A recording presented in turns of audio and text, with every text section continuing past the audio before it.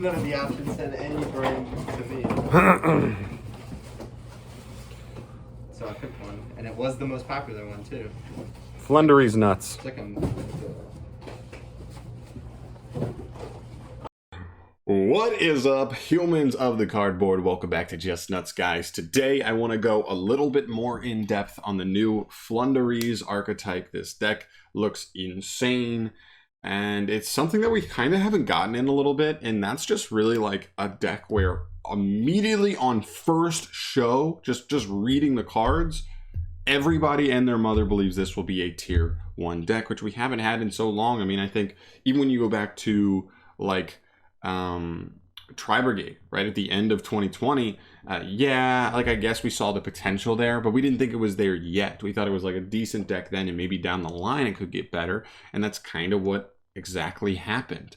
But they weren't tier 1 out the gate. Before that, I guess you could say Dogmatica, but even Dogmatica, I remember reading those cards and being like, oh yeah, these are good cards. I just worry that they lock you out of the extra deck, and that, you know, as of late hasn't been what leads to immediate success in the meta scene. So yeah, like this is the first archetype we've read in a good minute. I mean, is there anything even before Sky Strikers that immediately made me think, wow, that's gonna be meta immediately day one?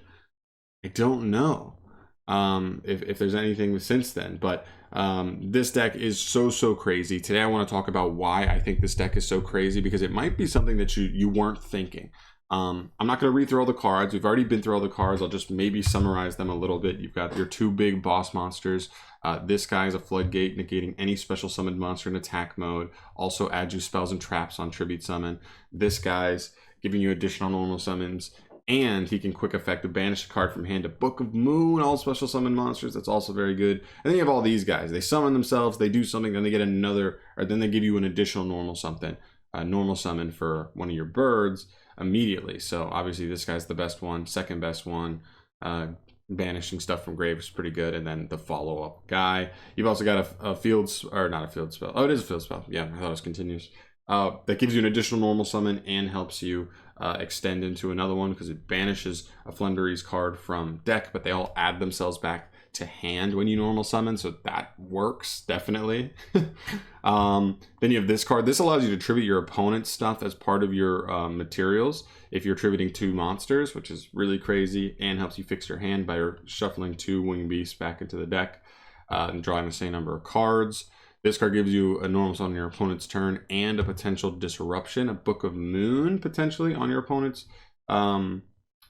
It's really good.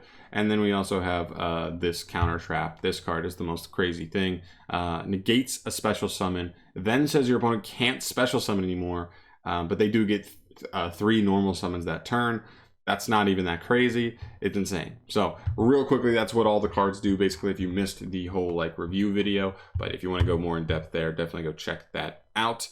Listen, here's what I think, okay? I think obviously the engine is really solid, but I actually only think there's a few things that are like broken, or even arguably broken, from this archetype. Okay, there's 3 main things. The first thing are specific cards, right? The 2 cards specifically that I think are broken potentially is the continuous spell, mainly because this card, its first effect almost works like something similar to like Lair of Darkness, right? It's not even like an activated effect that says like, okay, I'm activating this, now I'm going to tribute your card. It says like when you go to tribute, you just like essentially just treat their card as material, and that's insane. That is ridiculous, because it means they can't really respond to it. They would have had to preemptively either negate this card or remove it with something. Otherwise, they are, you know, setting themselves up to be removed. And also, you can send an opponent's monster, or send an opponent's card. By the way, you can send back row as one of your tributes for your winged beast. It's insane. And so I think this card's definitely something broken, especially if you can trigger it on your opponent's turn very consistently. But we'll see how nice that is. But even just turn after turn, and it's also not even hard once to turn either on that effect, which means if you can try to tribute 2 high level monsters in the same turn, you just get to send 2 cards your opponent controls. That is insane levels of removal. The next card is this one. This one specifically, I mentioned this obviously going over the cards. Locking people out of special summoning, even at the cost of 2 extra normals, is still going to win. I mean, you think about like Dragon Link. They don't even plus without the extra deck. Like, that's how they plus, right? They just kind of use their hand cards to just get these like 1-for-1 extenders on field. Once they start going into the extra deck, they go into Romulus, right? They go into Striker. They just get these free plus ones, Elpy, Pisty, as they go through the combo. And if they can't go into the extra deck at all, even with, you give them 8 normal summons, and it literally wouldn't matter. And that's most combo decks right now. They need the extra deck to plus. That's where they're plussing. And so this card becomes insane. I think it's broken. It's a broken one of when you open it versus any versus like 95% of Yu-Gi-Oh decks right now. They are going to hate you when you activate this card. So very, very crazy. Counter trap. I think that card is definitely broken. And the last thing that I think is like arguably broken in this archetype is the fact that all the small guys add themselves back every turn. It's absolutely insane. It's just one of those things, right? Like we've seen Alistair as an engine, right? Like Invoked, where it's just a 1-card Makaba, which is nice. It's a nice payoff, but it's not the most insane thing in the world. Takes your normal summon. Okay. And like it comes back. That's like the big thing, right? It's technically like a zero card play. And these are like not even, right? Like Rabina is like a -1 card play into one of the level 7s by itself, and if you have others, then like obviously you can go even further, and that's insane. They just all add themselves back. There's 4 of them. I believe there's probably turns where you even could theoretically add all 4 back to hand going into your opponent's turn. You could have played your entire 5-card hand, have nothing in hand essentially with what you were playing, and still end with 4 cards in hand. Ridiculous. That is ridiculous, man. And so you always have follow-up in this deck. It's going to make this deck very hard to grind with. So like even if you were like, oh, it's powerful, but like I can stop it. Well, how long can you stop it? Because every single turn this deck seems like it's going to have a follow-up play. So you have to have something every turn, or they would just run away with advantage, board presence, and all that, and put you away quicker than you would like. But yeah, that's like the last thing that I think is like broken that the deck really seems to do. But here's my point, right? Because you might be like, okay, so you're saying like it's not as good as you thought. Where are you going with this? I still think the deck will be tier 1 immediately, but it's almost not even because of the cards themselves. Obviously, they're a nice little engine here, but like if all of these monsters said like activate special summon from hand, I think this deck becomes like immediately way worse. And the reason being is we're allowed to play so many insane like generic utility cards in this deck because of the fact that it never special summons. And I'll show you what I mean. Going through just some of the generic options that become available just because the deck never special summons ever once. Pot of Duality. This is a card that hasn't been relevant in competitive Yu-Gi-Oh! Since True Draco like 3 or 4 years ago.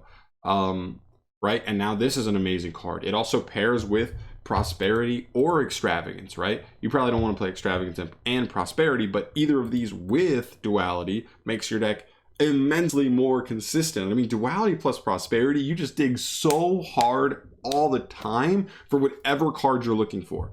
Like, you only search the spells and traps in the archetype with the one big monster. So like if you're not consistently getting to him, just having cards like these lets you dig for the field spell to extend you, dig to potentially find the counter trap. I mean, if you're activating both these in a turn, you're potentially digging 9 cards into your deck. You've got a good chance to see any 3 of.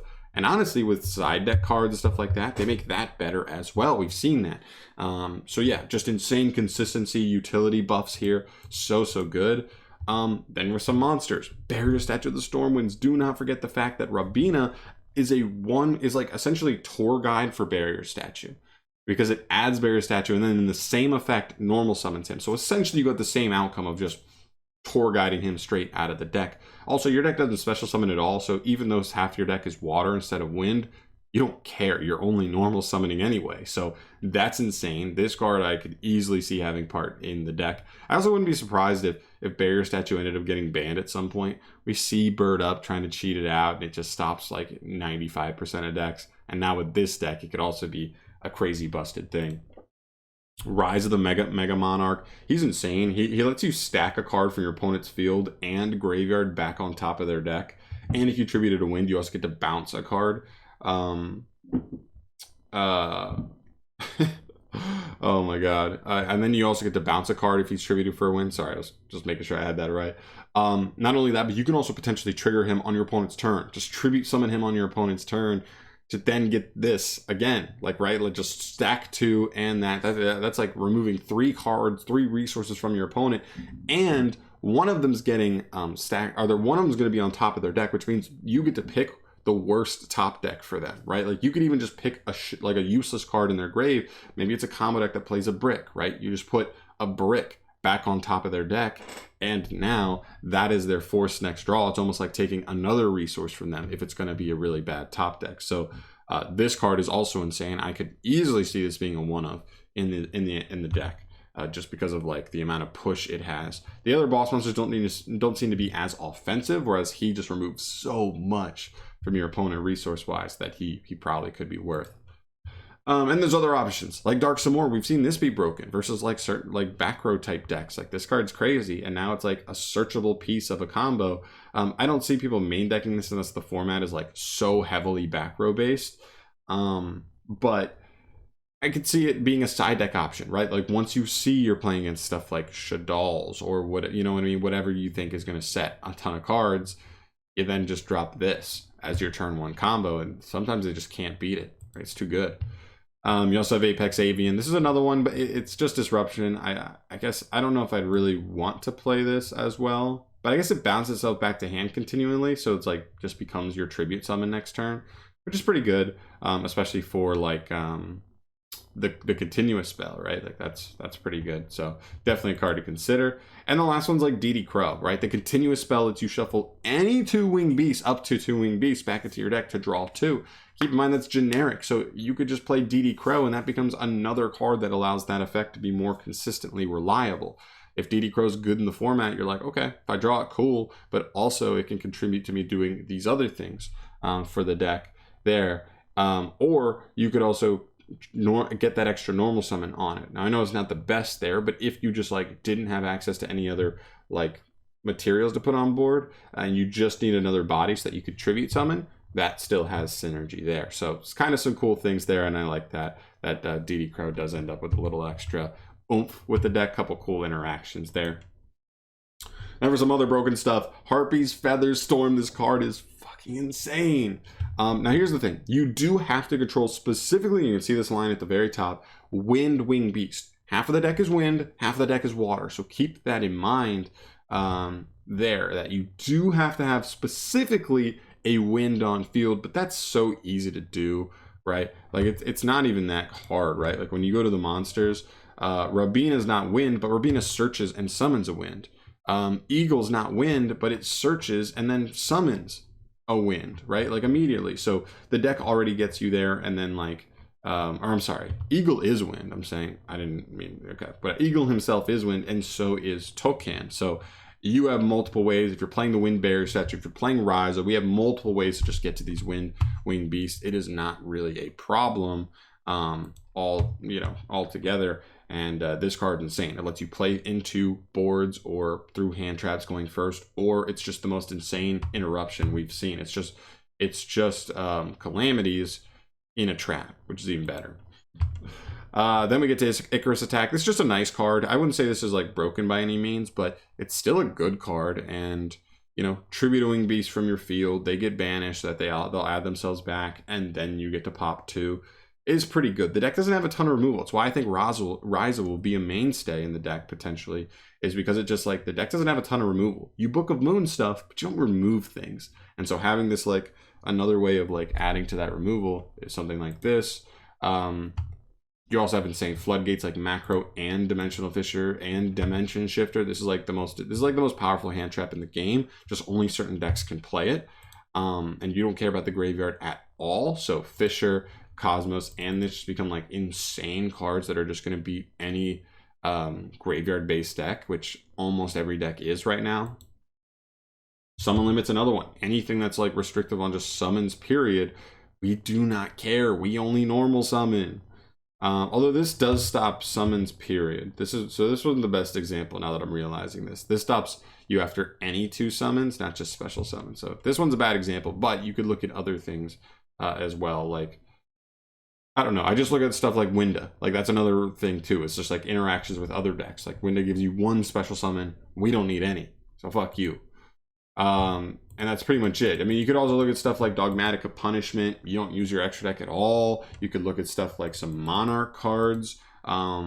Right? There's definitely, you know, reason to think about a Monarch engine altogether. And so I think really the strongest point outside of, like, you know what I mean, isn't even like them themselves. I think the strongest point for the deck is just functionally how it works. It's a competent recursive engine that gets you to decent payoff, but it also, the way it functions, allow you to play some of the most busted cards that other decks that have been in the meta haven't been able to play. Duality, Macro, D-Fisher, Dimension Shifter, all that stuff now becomes playable in this deck, and good luck.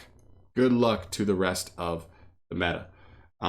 So yeah, that's pretty much what I want to talk about today. I didn't mention that as much when I talked about the cards, because it was kind of my first time reading them. I didn't put all the pieces together on everything the deck could end up using, but this deck's going to be crazy. This deck is seriously going to be tier 1. I like it, but I'm worried that it's going to see so much play, so I don't know if I'm going to want to play it immediately, but I definitely want to pick up the cards because I love the designs, and I do like the way it works. It's scary. It is scary. So I'm going to end it off there for today, guys. Thank you so much for watching. As always, subscribe to the channel with more discussions, for more discussions like this one. And let me know in the comment section down below if you agree with me here. Do you think, do you think like me and most people, is this going to be tier 1 out the gate? And if so or not, why? So let me know down below on that stuff there. Thank you again for watching. I will see you in the next video. Peace.